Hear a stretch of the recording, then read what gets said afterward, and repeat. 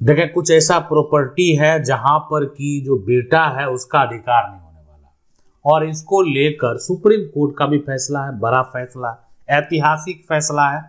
हम आपको बताएंगे कि आखिर किसके बीच में ये विवाद हुआ, और ये विवाद जो है एक तरह से कब का विवाद है, कब फैसला आया। लेकिन इस बात को आप समझ लें कि अगर कोई भी प्रॉपर्टी है तो प्रॉपर्टी की अगर बात करेंगे तो उस पर जो है नहीं होगा बेटे का अधिकार। अब देखें, पिता का प्रॉपर्टी की बात अगर कर रहे हैं, ठीक है, बेटे का अधिकार नहीं होगा तो कहां पर वो पिता की प्रॉपर्टी हो, ठीक है, वो पिता की प्रॉपर्टी हो, माँ की प्रॉपर्टी हो, तो पिता और माँ के लिए जो बेटा है उसका अधिकार नहीं होने वाला। अब देख सकते हैं कि अगर ये जमीन है और इस जमीन पर अगर बेटा क्या करता है, अधिकार का दावा करता है, बेटा जो है वो अधिकार का दावा करता है, लेकिन बेटा का अधिकार नहीं होगा। अब कौन सा ऐसा कंडीशन है, कौन सा ऐसा सिचुएशन है जहां पर बेटा का अधिकार नहीं होने वाला है? तो देखें, कानूनी तरीके की अगर बात करें तो देखें, बेटा जो होता है वो परिवार का उत्तराधिकारी होता है।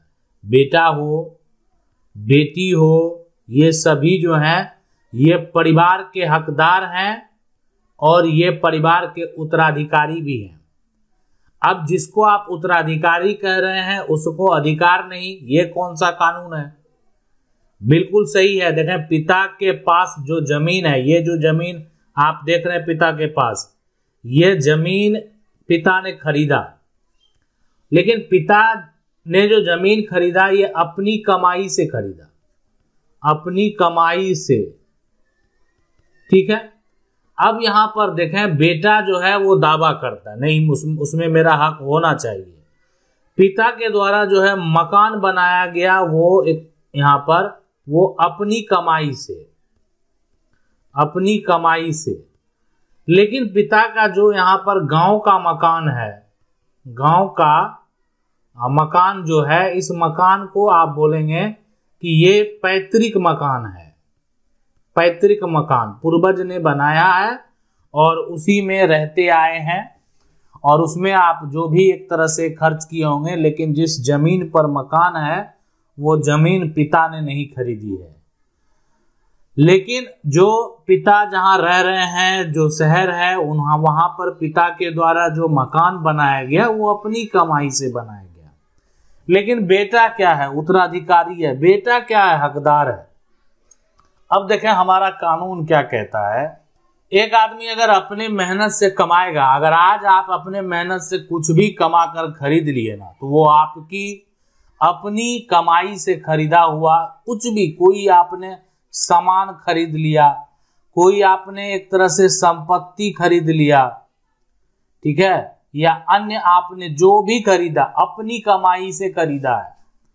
आप अपना पैसा कमाए, वो पैसे से आप खरीदे हैं, तो अब इसमें हकदार जो होगा आपका, मान लेते हैं बेटा है, बेटी है, आप उसको उपयोग करने के लिए दे सकते हैं, उपयोग वो कर सकते हैं, लेकिन उसका एक तरह से हक नहीं जता सकते, हक नहीं यहां पर जता सकते। इस बात को समझ लें कि उपयोग करें, कोई सामान है, संपत्ति है, प्रॉपर्टी है, लेकिन हक वो नहीं जता सकते हैं, हक का दावा वो नहीं कर पाएंगे, क्योंकि ये जो संपत्ति है ना, ये अपने मेहनत से कमाया हुआ है। और यहां पर समझ, कोई भी व्यक्ति, पिता हो या माता हो, ये जिनकी भी संपत्ति है, अगर वो अपने मेहनत से कमाए हैं तो उसका मालिक कानूनी तरीके से वो स्वयं है, यानी उस पर उनका अधिकार तब तक है जब तक वो अधिकार यहां पर कब खत्म होगा, सबसे बड़ा सवाल है। अधिकार जो है यहां पर कब खत्म होगा, उनका खत्म होगा, तो अधिकार जो है ये खत्म होगा मरने के बाद, ठीक है, मरने के बाद। तो जब उनकी मृत्यु हो जाएगी, उनका इंतकाल हो जाएगा, उसके बाद उनका अधिकार खत्म हो गया। जब तक वो जीवित है उनका अधिकार बरकरार रहेगा, यानी ऐसी संपत्ति पर जो अपनी कमाई से वो बनाए हैं उस पर आकर आप कोई दावा नहीं कर पाएंगे। लेकिन गांव वाला जो घर है उसका क्या होगा? तो वो तो पैतृक मकान है, दादा परदादा की जमीन थी, उसी पर ठीक है पिता मकान बनाए होंगे उससे मतलब नहीं है, ये मकान पिता बनाए होंगे अपनी कमाई से, लेकिन जिस जमीन पर मकान बनाए हैं वो पैतृक जमीन है, पैतृक जमीन है। तो यहाँ से यहाँ तो आपका अधिकार बनेगा ही। बेटा और बेटी है, पिता अगर जीवित है, पिता जो है एक तरह से उस पर एक हिस्सेदार होने का दावा कर सकते हैं, हकदार जो है एक तरह से जो है वो अपना हक जरूर लेगा। तो आप समझ गए होंगे कि पिता हो, दादा हो, परदादा हो, दादी हो, जो अगर दादी के नाम से खरीदा हुआ संपत्ति है ना और दादी जीवित है तो किसी को दे सकती है, इसलिए देखभाल जरूरी है।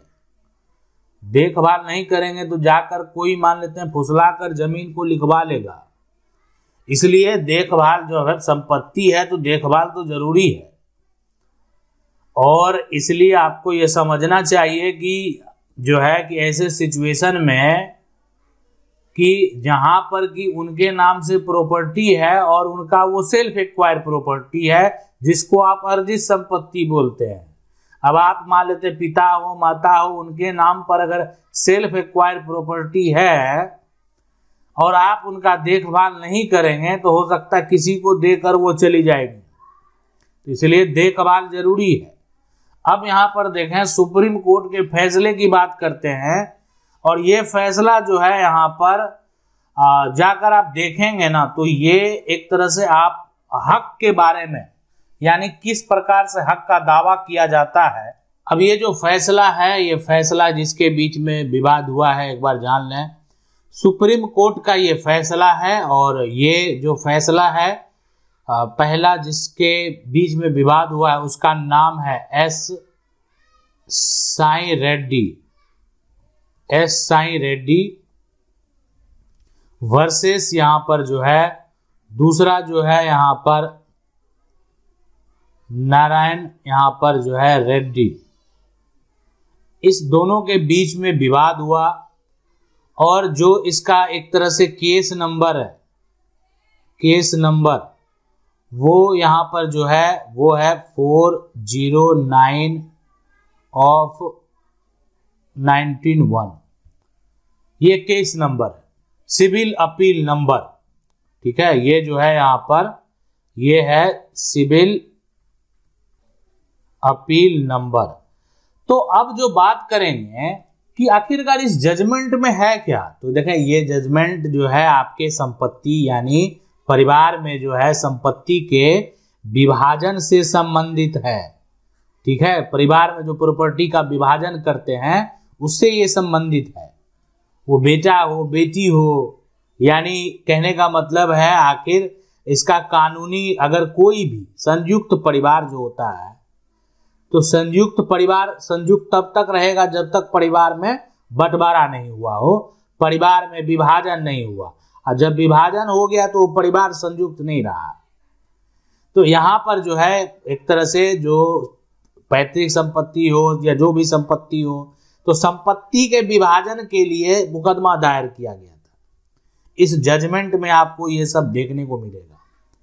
और अगर बात करें इस जजमेंट की सबसे पहले तो ये किसके जो है अगेंस्ट, यानी कौन सा ऐसा जजमेंट है जिसके बाद ये अपील किया गया, तो वो है यहाँ पर आंध्र प्रदेश हाईकोर्ट का, है ना।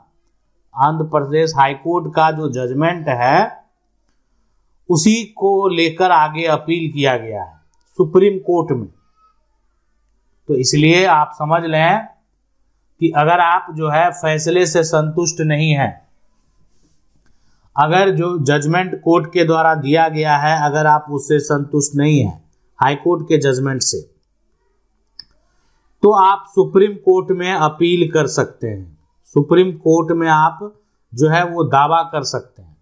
यहाँ पर है साई रेड्डी और नारायण रेड्डी का जो पारिवारिक विवाद है वो एक तरह से दादा परदादा का जो संपत्ति है, दादा परदादा की संपत्ति, उसका कानूनी अधिकार को लेकर है। आखिर उस पर क्या कानूनी अधिकार बनता है उसको लेकर है। तो इसलिए अगर आप भी अपने पूर्वज दादा परदादा की संपत्ति में अगर आपको हक नहीं मिल रहा है तो कब आपका हक होगा और कब आपका हक नहीं होगा ये आप समझ गए होंगे। यानी कुछ ऐसा कानूनी प्रक्रिया है जहां पर आप हक का दावा नहीं कर पाएंगे। तो इसलिए हक का अगर आप दावा करना चाहते हैं तो वो संपत्ति एक तरह से पैतृक होना चाहिए, और पैतृक संपत्ति में कानूनी तौर से यानी आपको जन्म से अधिकार प्राप्त है। ये अधिकार आपको जन्म से प्राप्त है। आशा करते हैं वीडियो अच्छा लगा होगा। वीडियो को लाइक जरूर कर दें। चैनल को पहली बार देख रहे हैं सब्सक्राइब करके जो बेल आइकन है उसको जरूर दबा लें। मिलते हैं अगले वीडियो में, तब तक के लिए।